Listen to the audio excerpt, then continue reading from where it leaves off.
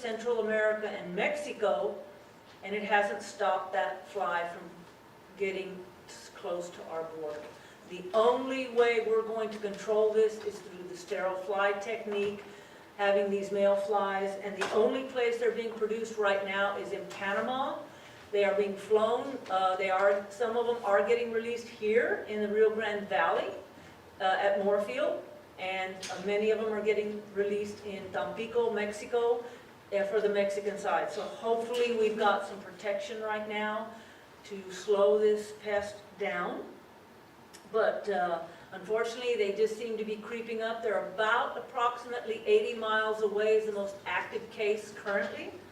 As of this morning, I got on Seneca, which is the counterpart, Mexico counterpart to our USDA, APHIS. There are 1,857 active cases that are being reported, and a total of 24,945 accumulated cases as of May 16th. So that was the last time it was reported. I'm sure if we get on Seneca this afternoon, that will be changed. USDA, like I said, is dropping sterile flies. Those flies do belong to the public, so we own them, and as the risk gets closer, those flies will be here hopefully to protect us until we get more flies being produced here down the road. Texas Animal Health Commission collaborates with the federal, other state agencies like Parks and Wildlife, with Texas A&M AgriLife, APHIS, and I'm sure I'm leaving out other agencies that were working very, very hard to try to come up with things and protect the people of the state of Texas as well as the United States. We do encourage producers, ranchers that have cattle and animals, even people that have dogs and cats in their backyard, to monitor your pets. If you have a wound or something, if there are maggots there, please call your veterinarian. You can call Texas Animal Health Commission. We have a website with contact in this area. I am the region director for all these counties that we're talking about all along the border. I am out of Laredo, but I'm down here. This is my second home, away from home, I think, coming down here, and I enjoy South Texas. If there's anything suspicious, we do encourage everybody to go and report it to their veterinarian. At this time, I'd like to introduce our next speaker, Dr. Emily Pratt, with the Department of Human Health.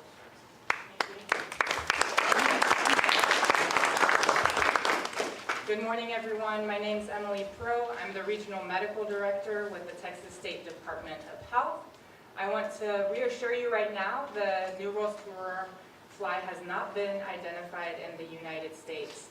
We are monitoring, and we have very excellent surveillance system with all of our partners as well. So if I do want to urge anyone who is traveling, because it has been identified in Central and South America, and parts of Mexico and the Caribbean. So if you are traveling to those areas, please make sure you take prevention steps to not get infected. Although New World screwworm is largely an animal concern, as Dr. Linebacker mentioned, it can occur in humans. If you tend to work with livestock, if you work or live around warm-blooded animals, it's very important to monitor those animals.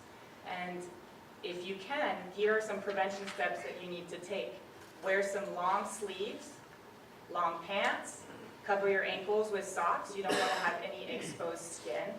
If you have any wounds, make sure to cover those wounds up and to not have any place where a fly could land. You want to also use EPA-approved insecticide. Usually you want to get the ones that have DEEP that is recommended. And if you do work outside, wear clothing that is treated with 0.5% permethrin insecticide. If you are in homes where you have the window screens that are in disrepair, make sure to repair them. You want to make sure that sleeping indoors and having no access to flies that come indoors will be very helpful to you. So of course, if you are visiting any areas, make sure to take those prevention steps. If you spend a lot of time outdoors, also take those prevention steps. We work also with any physicians. So the physicians, if they do recognize any wounds that have larvae or maggots in them, they need to contact their local health department. And their local health department, we will facilitate testing and also coordination of identification of the larvae. So we would go through our DSHS laboratory that is in Austin and also work hand in hand with CDC. It's important to do it in the correct manner to not spread any further larvae. So the larvae should be immediately placed in a container that has 70% alcohol, and it should be submitted for identification. And any remaining should be properly disposed and not put into the trash. We need to put them in an alcohol container that is properly sealed and leak-proof. And this container should be disposed and sealed according to your waste disposal procedures. I do want to reassure everyone we work very, very well with our partners. I've met many of those who are sitting and work hand in hand. We work with your local health authorities. We work with your local health departments that have always been very wonderful partners. We've been doing education in the community and also with physicians in the community. So we have been a very aware group, and we are working hand in hand from the animal side to the human side, and I will leave you with those. Thank you.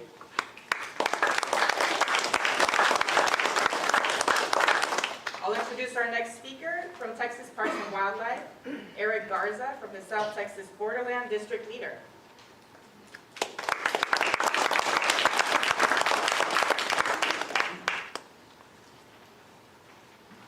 Good morning. As stated, my name is Eric Garza. I am the District Leader for the South Texas Borderland District for Parks and Wildlife. Okay, so as part of the Texas New World screwworm response, Texas Parks and Wildlife Department personnel will work in a unified command along USDA, APHIS, Texas Animal Health Commission, and Department of State Health Services. Parks and Wildlife will provide, in the instance that we do have positive screwworms, we will provide personnel to serve in various roles throughout the unified command structure, support for compliance and enforcement actions related to native wildlife, personnel to conduct New World screwworm surveillance operations and pre-movement inspections of native wildlife. We will also provide staff to manage native wildlife populations and collaborate with local landowners in areas affected by the New World screwworm. So public reports of infestations or potentially infested native wildlife will be an essential component of the New World screwworm surveillance efforts. Texas Parks and Wildlife Department will work diligently with our response partners and local landowners to triage and respond to all reports of New World screwworm in native wildlife. Information collected by Parks and Wildlife will be shared with our partner agencies to facilitate the containment of New World screwworm in the event that we actually end up with it. So some of our goals for an initial response would be rapid identification of the extent and detected infestation, identification of nearby at-risk populations through collaboration with our partners, interruption of the life cycle of this New World screwworm. To facilitate this, we would be looking at live animal and carcass treatments to mitigate larvae. We will also look at containment of the New World screwworm through temporary movement restrictions and movement tracing of any New World screwworm infested or exposed animals. We will also provide additional law enforcement resources and assets in support of New World screwworm outbreak operations as needed, deploying game wardens to help prevent, detect, and control this parasite. Game wardens will conduct land and water-based patrols in high-risk areas, including U.S. ports of entry and the Rio Grande River, to enhance surveillance, respond rapidly and to potential threats, and protect the health of Texas's people and wildlife. Managing New World screwworm and free-ranging wildlife with limited approved treatments will have its challenges. But Texas Parks and Wildlife Department will work closely with our Unified Command to provide rapid assistance in managing any detected infestation. The public is encouraged to report sightings of live wildlife with maggots or larvae or suspected infestations to their local biologist.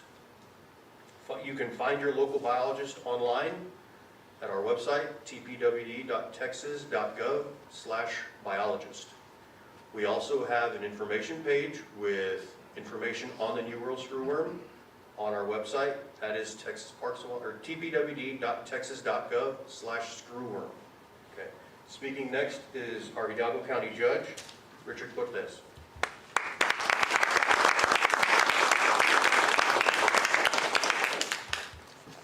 Well, good morning, everyone. I really want to thank all of our state partners for that information they're giving us here today.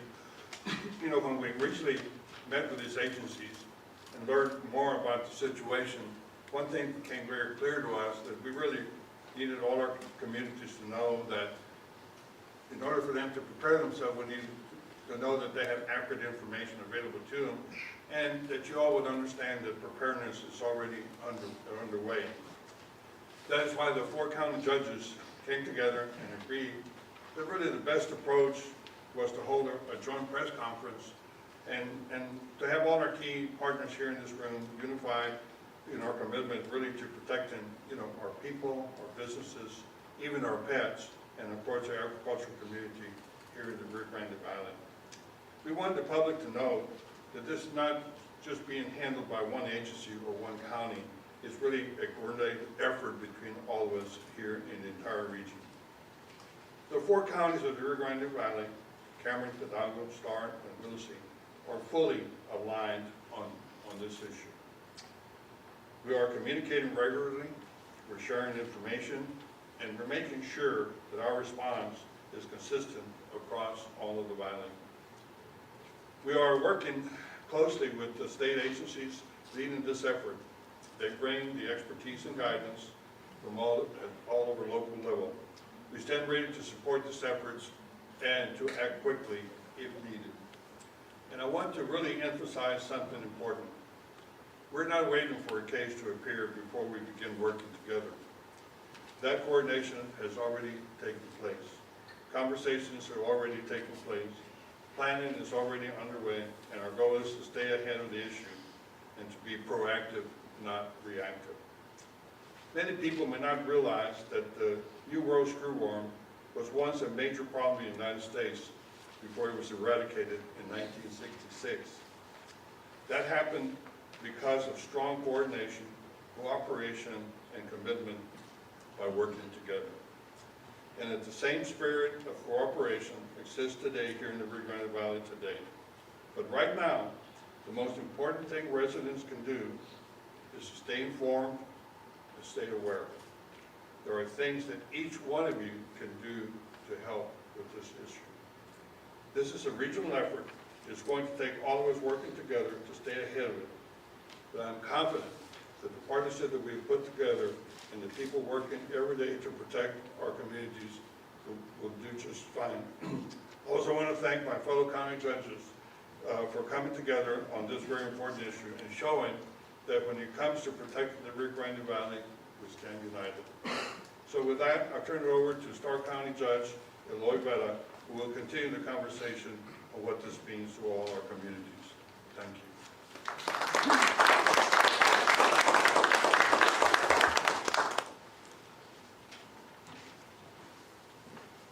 Good morning. First of all, thank you all for being here this morning to listen to what we have discussed.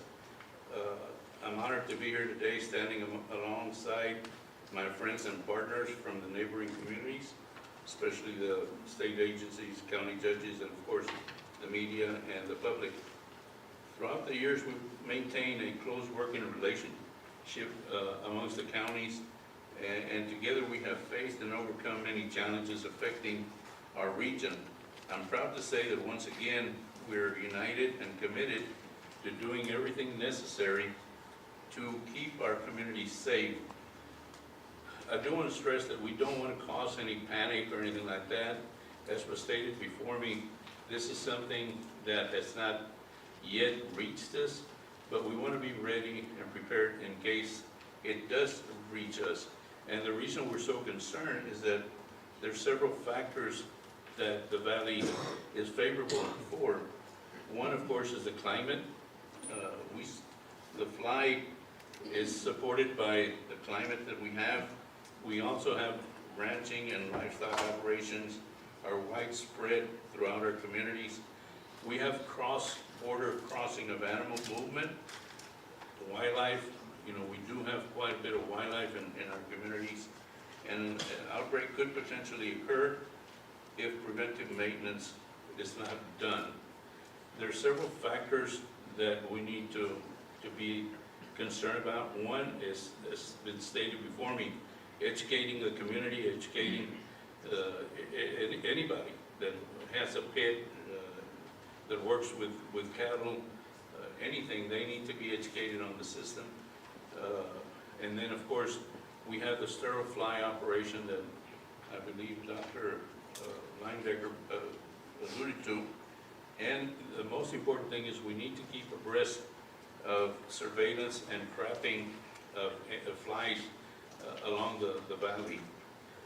We strongly recommend that pet owners remain alert, as dogs and cats untreated could lead to infestation of this flies.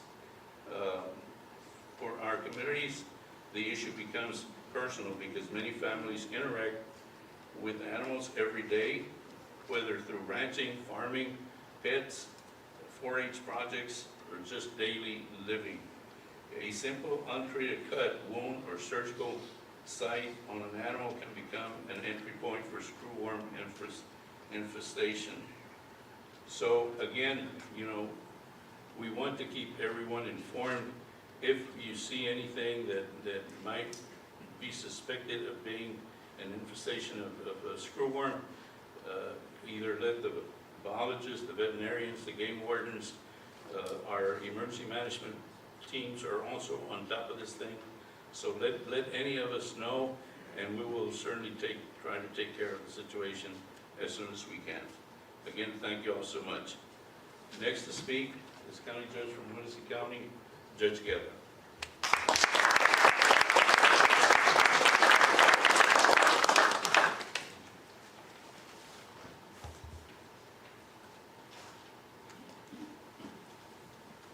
Good morning, everyone. And so we had kind of had different assignments so that we don't become repetitious up here. Mine is what happens if we don't take it serious, right? Well, what can happen is actually it can affect our local economies. As you know, there's monies, transactions every day having to do with livestock, whether it's livestock shows or basically showing your livestock or selling them. And so, as you know, Willacy County is very rural. We have residents that have livestock in their backyards, perhaps even in their front yard. And then we have big ranches, not only hundreds of thousands of acres, but thousands of acres, and then some that are smaller. And so, as you can imagine, there's practically, it's very difficult for these ranches to be able to keep an eye on these livestock day in, day out. So it does affect our economy. I think one of the things that we can do to try and prevent this from getting serious is that we get educated, that we know exactly what we're looking for, and moreover is that you follow through with, if you happen to see the live or the maggot in a wound. I know that there's going to be different numbers out there that you can call, and so I urge everybody to stay on the lookout. Also very important is that if you happen to see this, right, and don't assume that because you're one of the first ones that's witnessing this, is that, well, I haven't heard in the local channels of this thing getting here to the valley. Well, you might be one of the first ones, so report it. Don't take it to chance.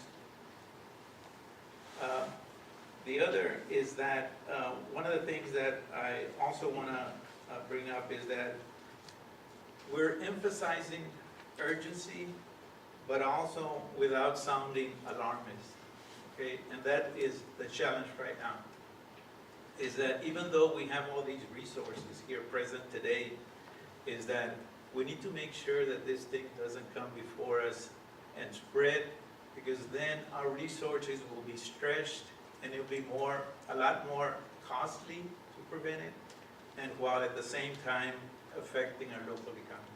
Thank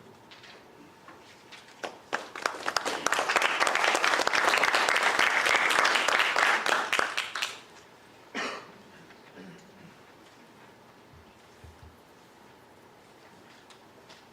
Good morning.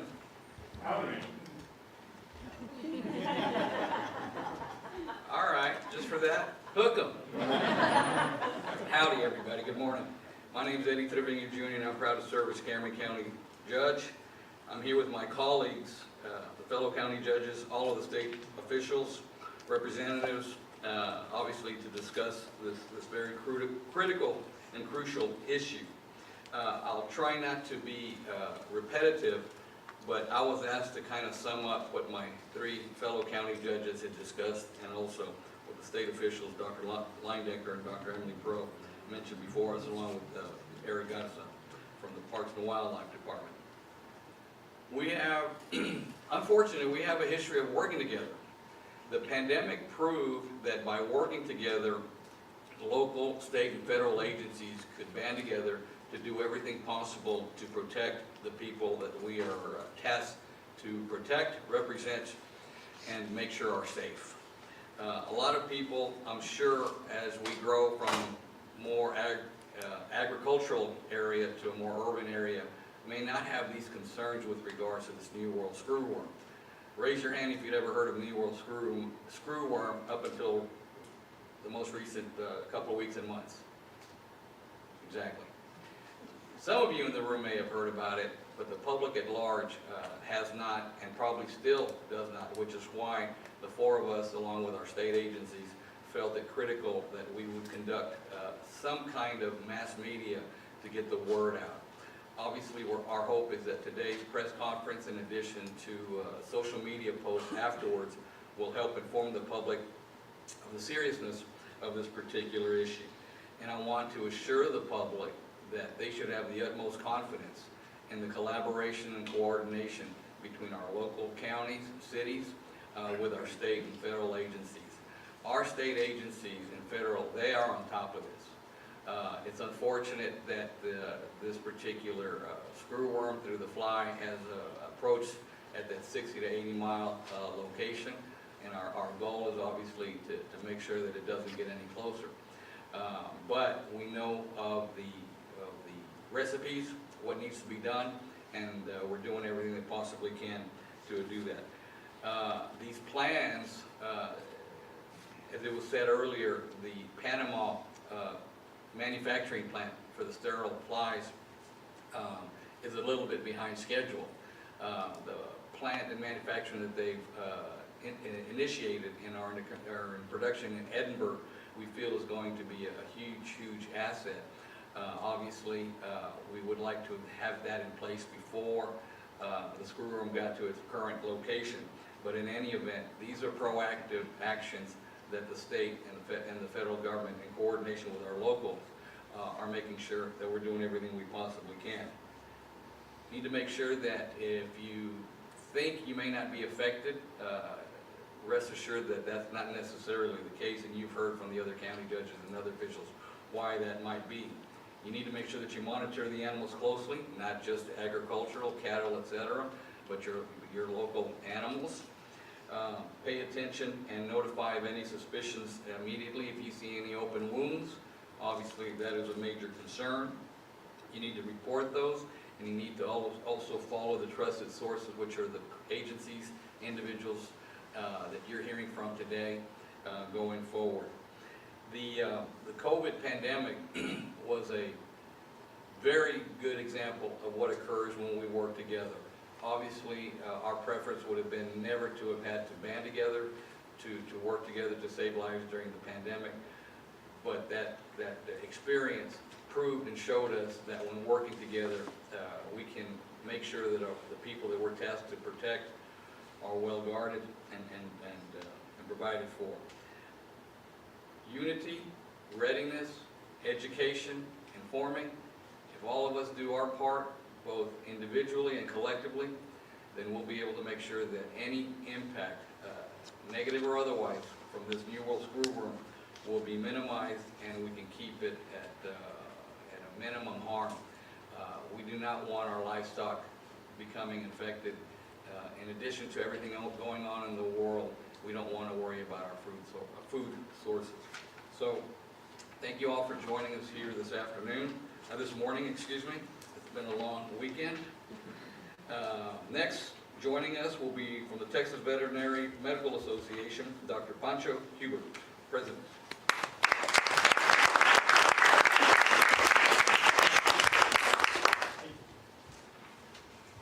First of all, I'd like to start out by saying that it's such a privilege to be up here and be able to talk in front of the people of South Texas about such an important disease, such as New World screwworms.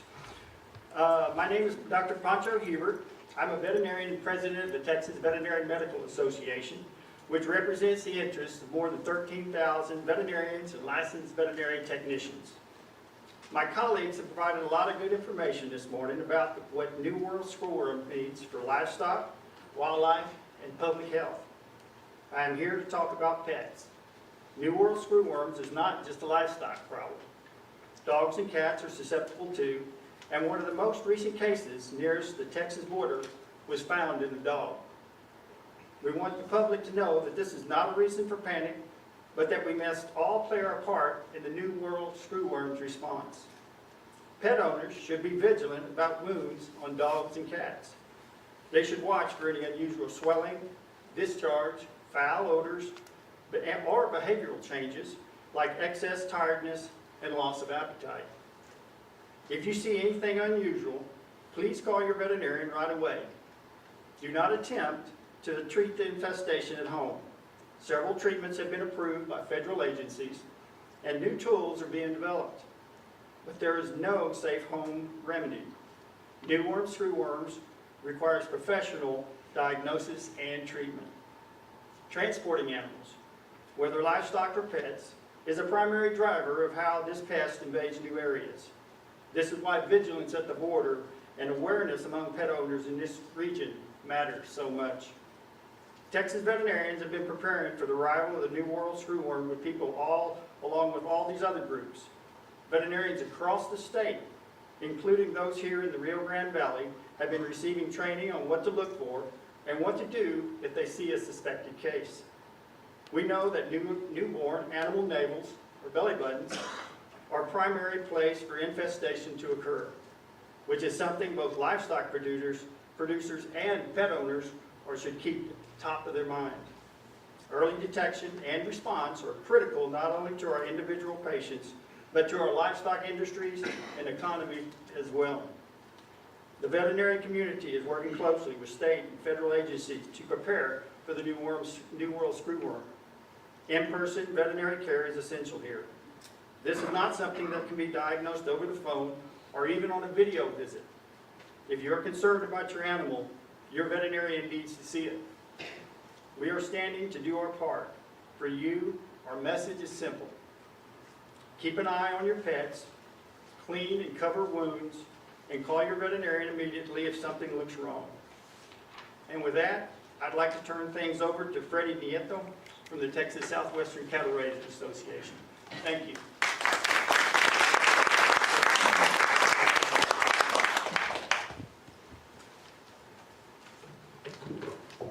Good morning, everybody. How y'all doing?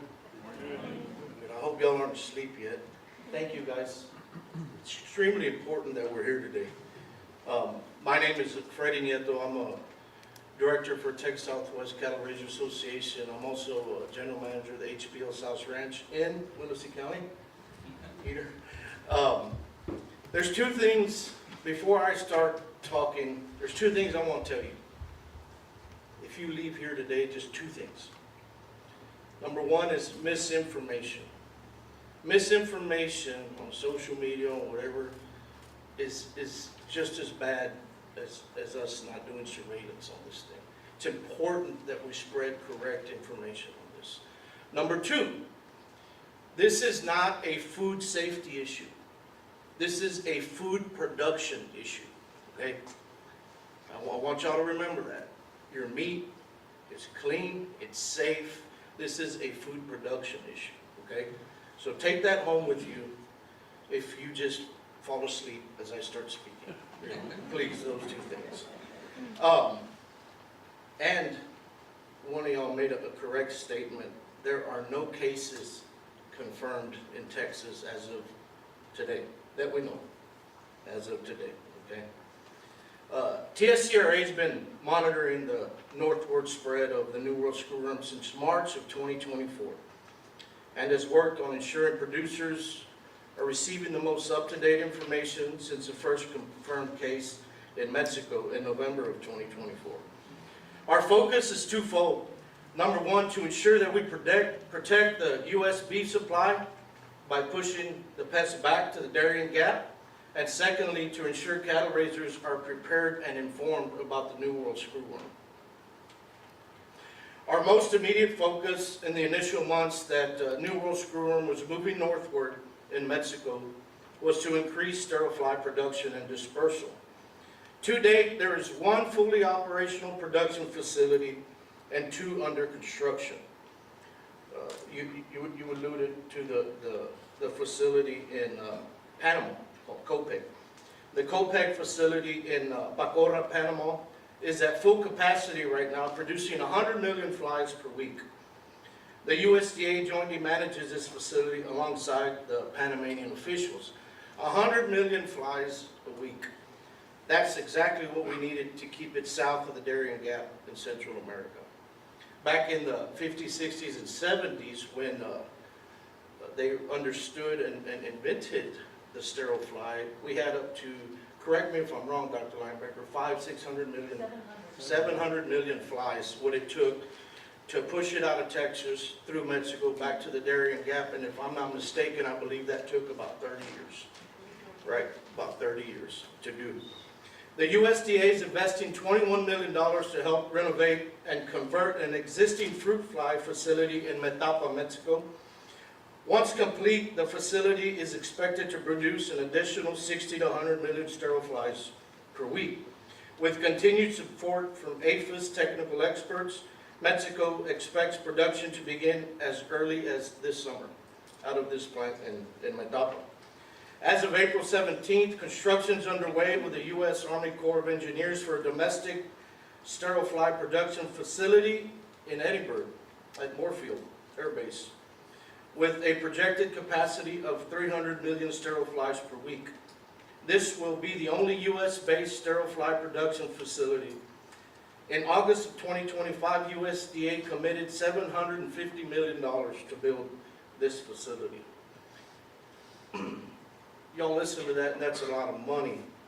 I want to give y'all a number here. According to USDA, a screwworm outbreak, roughly the scale of the one in 1976, could cost Texas producers $732 million a year, and the Texas economy a loss of $1.8 billion today. Big number. In April of 2025, APHIS agreed to partner with Seneca to construct a permanent sterile fly dispersal facility in Tuxtla Gutiérrez, Chiapas, Mexico. The facility has the capacity to disperse 100 million sterile flies per week. Sterile pupae are transported from the Copeg production facility in Panama, hatched into adult flies at this site, and then released into target areas across southern Mexico to support screwworm eradication efforts. In November of 2025, USDA opened a sterile fly dispersal facility in Tampico, Mexico. This facility allows USDA to disperse sterile flies aerially across northeastern Mexico, including in Nuevo León. Construction is complete on the sterile fly dispersal facility. And when I talk, I don't want you to get confused. A production facility is a little different than a dispersal facility. The dispersal facilities receive the pupae from the only plant producing sterile flies, which is in Panama. They receive them at the dispersal facilities, they finish growing them out and then moving them off. Each week, TSCRA staff have direct contact with USDA officials on the New World screwworm situation. USDA has recently stood up a webpage dedicated to the New World screwworm situation updates, which can be found at screwworm.gov. This site is updated each week on Thursday afternoons with a new case information from Mexico and the status on the sterile fly dispersal and production facilities in both the U.S. and Mexico. The U.S. State Department in December, our cattle parasite committee, which I chair that committee, and Mr. Edward Brodowski, sitting here in the second row, vice chairs it, and it's extremely important that deals with these foreign pests coming in from foreign countries. We met with officials from Central America and Mexico for a roundtable discussion in handling screwworm on the producer level. We were able to hear directly from the COPEC officials as well. And I talk about the producer level because I don't care if you got a bunch of cows on a ranch or if you got 3 dogs in your backyard. If you got 3 dogs in your backyard, you're still the producer. And you keep an eye on the health of those animals. So that's really important to think about. Reporting from Seneca has greatly improved from the first incursion of the fly. This is largely attributed to USDA building those relationships.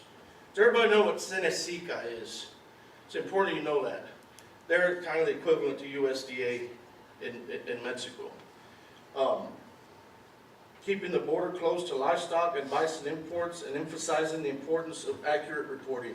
USDA is receiving more regular data on active and inactive cases, which has enabled our ability to prepare. You hear me talk about USDA a lot. Texas Animal Health Commission, Texas Parks and Wildlife, the state agencies are working hand in hand with them in developing a lot of the movement forward. So hands off Texas Animal Health Commission, Texas Parks and Wildlife. TSCRA trusts USDA and Secretary Brooke Rollins are doing their best to ensure domestic cattle herds are protected. Until there are more sterile flies being produced, TSCA supports the border closure to livestock imports and trusts USDA's approach. While we understand the short-term implication of this, the long-term impact on our herd health is more crucial. For now, the border closure is a tool needed to keep the fly out of the U.S. There are over 12 million head of cattle in the state of Texas. We're the largest cattle producing state in the nation. And getting this in our herds, you know, and taking care of it pretty fast is extremely important. Those of you, I don't care if you're raising oranges in South Texas, if you're growing grain, raising cattle, or you have wildlife, we're all familiar with these biological outbreaks. We live pretty close, right, to a border. And my hat's off to you, to those who do that, because it's not on the television or on social media every day that you put your boots on, you tighten your belt, and you deal with these things quietly, and we move forward through them. The reason this is a big issue now, because any warm-blooded mammal can have this, from a person to a dog, even birds, you know. So it's extremely important. We're still very greatly concerned over the wildlife surveillance across the border. What does that mean? Well, they're starting to do a good job on cattle surveillance, but wildlife are just as important to monitor. And as of today, there's really no treatments for them, but they give you a good hand of where this thing's hanging out at. I'm going to give y'all my glass half full look on this. I've got an 80-year-old father who dealt with this 50s, 60s, and 70s. And, you know, there were different tools available back then, probably limited. Everything was labor, hard labor. And he said, I don't know how you're going to do it. He says, you know, that's what he tells me. But we have to be optimistic. The sky's not falling. But we have to work together. This is not a one organization, a one producer, a one county situation. This is a team effort, you know, and everybody has to take part in spreading the correct information. There's 3 things probably a three-legged stool. You have education and awareness, which I think we're doing a pretty good job of that here today. You have treatment, which livestock, dogs, cats, you can treat, right? Then you have eradication. Eradication, how important it is for some of these folks that we're talking about, if you see something, don't be afraid to report it. If we catch our first case and we find it pretty quick, immediately it's reported, and if it's confirmed, there will be an array of sterile flies spread in that area. They didn't have that back in the 50s. They just had treatment, right? They didn't have that. We have that today. So I'm pretty confident that it's not going to be easy, but we're going to get to this. There's so much precedence in this issue back from our forefathers, but I truly believe that everybody's going to strap on their boots and their belt and get through this together. I want to thank you for your time, and there's nobody else behind me, so I don't get to introduce anybody. Thank you so much.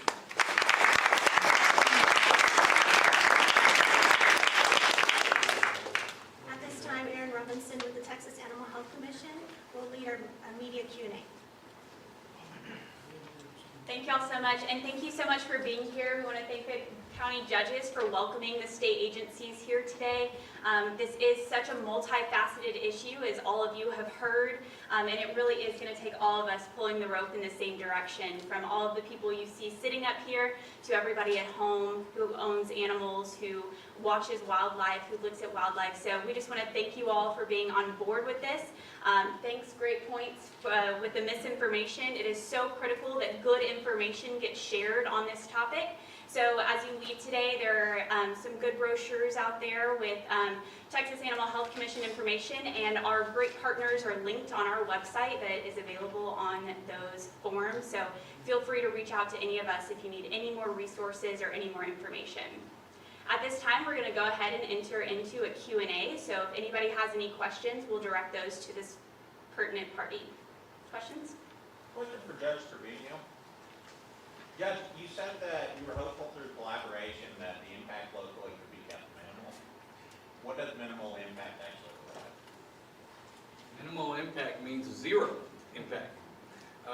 But we need to be realistic. You just heard from the experts with regards to this particular situation.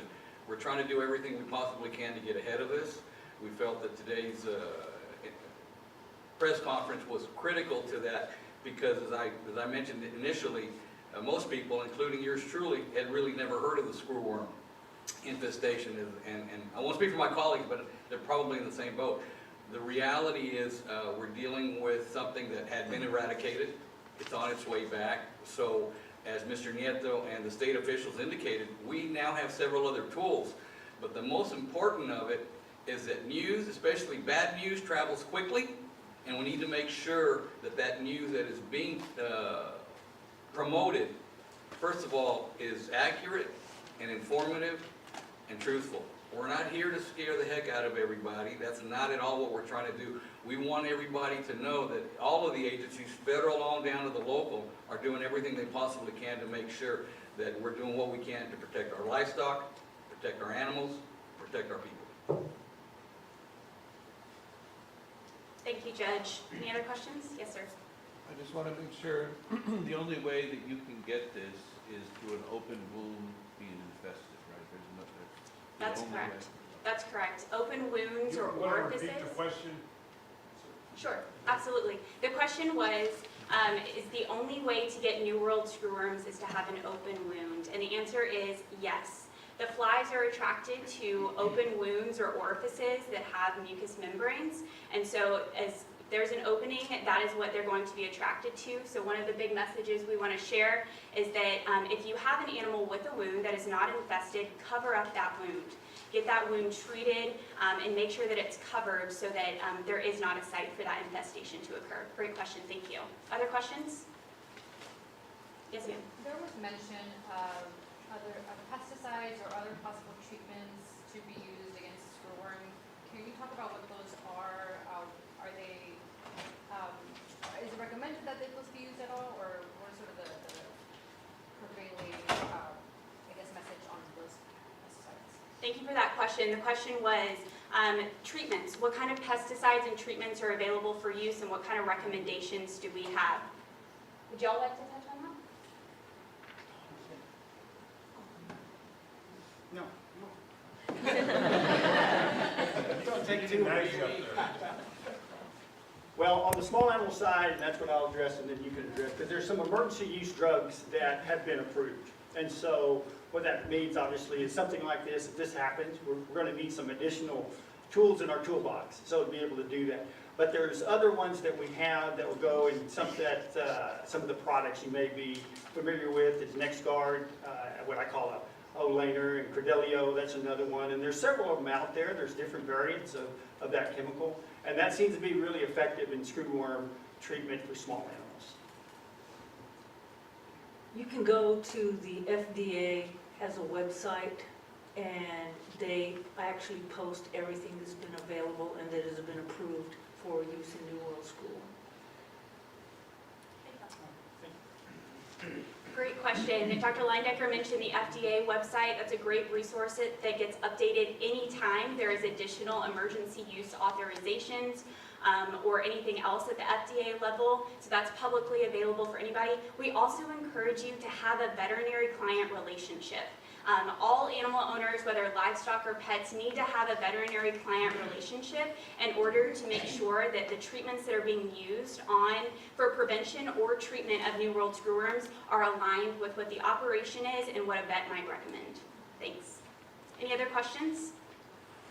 I'd like to follow up on that, being that we are in a rural community and that is a lot of our region.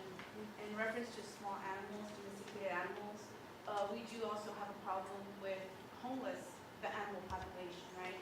So I'd like to learn more about, maybe this will take a little bit more time, that we at the local level can work with the Texas Animal Health and all the agencies here today, but how we can also promote at the local level, for example, a one number, that everybody can be familiar with, or in some instances, I know in the past we've used QR, which everyone has on their phone. But for me, it's imperative, I think, that we also acknowledge that we also, and at least in my community, we lack the resources. You just mentioned veterinarian. We do not have a local veterinarian in Willis County. So do you have any mitigation efforts for that?